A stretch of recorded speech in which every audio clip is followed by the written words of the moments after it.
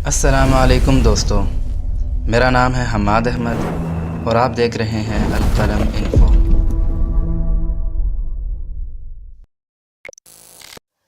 وَإِذْ قُلْنَا لِلْمَلَائِكَةِ اسْجُدُوا لِآدَمَ فَسَجَدُوا إِلَّا إِبْلِيسَ قَالَ أَأَسْجُدُ لِمَنْ خَلَقْتَ طِينًا۔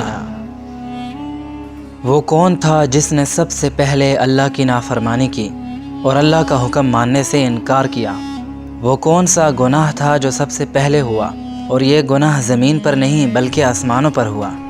جب اللہ نے ابلیس کو آدم علیہ السلام کو سجدہ کرنے کا حکم دیا تو اس نے یہ حکم کیوں نہ مانا؟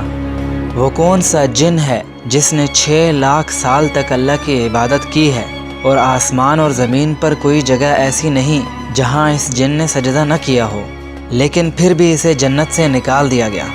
اور اللہ تعالیٰ نے اتنے بڑے عبادت گزار جن پر لعنت کیوں فرمائی؟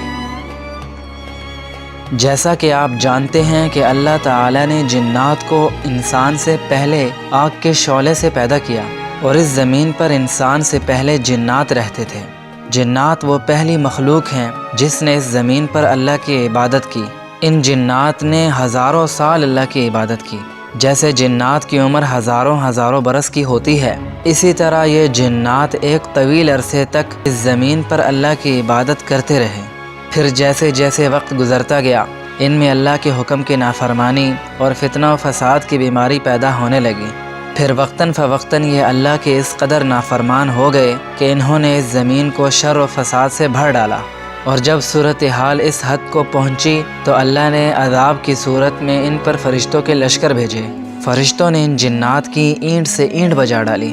فرشتوں نے انہیں مار مار کر اس زمین سے سمندر کے جزیروں اور پہاڑوں کی چوٹیوں کی جانب بھگا ڈالا۔ البتہ جنات میں سے بعض جن ایسے بھی تھے جو اللہ کے نافرمان نہ تھے، یا اللہ کی نافرمانیوں اور فتنہ و فساد سے دور رہے۔ جب فرشتے آسمان سے ان جنات پر عذاب کی صورت میں اترے تو انہوں نے صرف ان جنات کو مارا جو نافرمان اور سرکش تھے۔ نیک جنات کو انہوں نے کچھ بھی نہ کہا۔ ان نیک جنات میں سے ایک جن تھا جو بہت نیک اور صالح تھا۔ یہ بہت عبادت گزار اور پرہیزگار تھا۔ تاریخ کی کتابوں میں اس کا نام عزازیل ملتا ہے۔ جب فرشتے اس زمین سے آسمانوں پر واپس جانے لگے تو اس عزازیل نامی جن کو اٹھا کر اپنے ساتھ آسمانوں پر لے گئے۔ پھر یہ عزازیل نامی جن فرشتوں کے ساتھ آسمانوں پر رہنے لگا۔ یہ فرشتوں کے ساتھ اللہ کی عبادت میں مشغول رہتا تھا۔ وقت گزرنے کے ساتھ ساتھ اسے فرشتوں میں امتیازی خصوصیت حاصل ہونے لگی۔ یہ علم و عمل کے اعتبار سے فرشتوں سے بھی آگے نکل گیا اور اللہ تعالیٰ کے مقرب ترین فرشتوں میں شامل ہو گیا۔ یہ ہر وقت اللہ کی عبادت میں مشغول رہتا تھا۔ چنانچہ بعض روایات کے مطابق اس نے 7,000 سال اور بعض کے مطابق 6 لاکھ سال تک اس نے اللہ کی عبادت کی۔ آسمان اور زمین پر کوئی ایسی جگہ نہیں جہاں اس نے سجدہ نہ کیا ہو۔ بعض تاریخی روایات میں یہ بات بھی ملتی ہے کہ عزازیل کی عبادت گزاری اور قرب الہی کی وجہ سے اسے پہلے آسمان کی حکومت بھی دے دی گئی، اور بعض روایات کے مطابق زمین پر بھی اسی کی حکومت تھی۔ پھر جب اللہ نے انسان یعنی آدم علیہ السلام کو پیدا کرنے کا ارادہ کیا تو عزازیل بہت حیران و پریشان ہوا کہ کہیں یہ مخلوق یعنی انسان عزت و مرتبے میں مجھ سے آگے نہ نکل جائے۔ چنانچہ جب اللہ نے مٹی سے آدم علیہ السلام کا پتلا پیدا کیا اور یہ پتلا 40 سال تک پڑا رہا تو عزازیل جب آدم علیہ السلام کے پتلے کے پاس سے گزرتا تو کبھی اسے ٹھوکر مارتا اور کبھی اس کے اندر داخل ہو جاتا۔ چنانچہ بعض روایات میں ہے کہ عزازیل جب آدم علیہ السلام کے پتلے میں داخل ہوا تو اس نے اس پتلے کو کھوکھلا پایا اور اسے یہ معلوم ہو گیا کہ یہ ایک کمزور سی مخلوق ہے جو اپنے نفس پر قابو نہ رکھ سکے گی۔ پھر عزازیل نے اس پتلے کو مخاطب کرتے ہوئے کہا کہ اگر مجھے تجھ پر مسلط کر دیا گیا تو میں تجھے ہلاک کر دوں گا، اور اگر تجھے مجھ پر مسلط کر دیا گیا تو میں یقیناً تیری نافرمانی کروں گا۔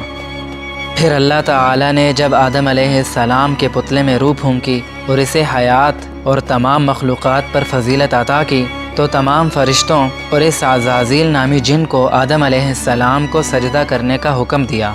اللہ کے حکم کے مطابق تمام فرشتے آدم علیہ السلام کے سامنے سجدے میں گر گئے اور آدم علیہ السلام کی فضیلت کو تسلیم کیا، لیکن عزازیل نے آدم علیہ السلام کو سجدہ کرنے سے انکار کیا۔ اس کے دل میں آدم علیہ السلام سے حسد کی آگ بھڑک اٹھی اور اس نے کہا میں اتنا نیک ہوں، میں نے کئی برس اللہ کی عبادت کی ہے، میں اللہ کے بہت قریب ہوں، میں تو اس آدم سے افضل مخلوق ہوں۔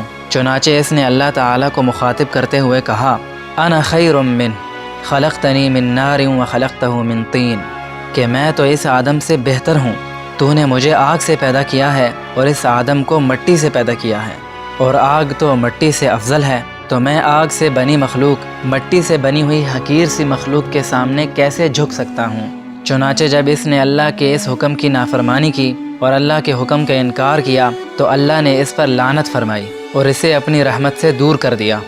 چنانچہ اسے فرشتوں سے نکال ڈالا اور اسے ذلیل و رسوا کر کے آسمانوں سے زمین پر اتار دیا۔ اس سے وہ مرتبہ چھین لیا جو اسے اس کی عبادت کی وجہ سے حاصل تھا۔ اس عزازیل نامی جن نے حسد کی وجہ سے اللہ کے حکم کی نافرمانی کی، اور حسد ہی وہ سب سے پہلا گناہ ہے جو اس کائنات میں سب سے پہلے کیا گیا۔ اللہ کی نافرمانی کرنے کی وجہ سے عزازیل کو اللہ کی رحمت سے مایوس کر دیا گیا۔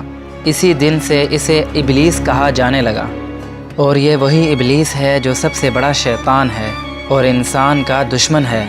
یہ چاہتا ہے کہ جیسے اسے جنت سے ہمیشہ ہمیشہ کے لیے محروم کر کے نکال دیا گیا، اسی طرح کوئی انسان بھی کامیاب ہو کر جنت میں نہ جا سکے۔ یہ انسانوں کو اپنے ساتھ جہنم میں لے جانا چاہتا ہے، اسی لیے یہ انسان کو بہکانے اور گمراہ کرنے کی بھرپور کوشش کرتا رہتا ہے۔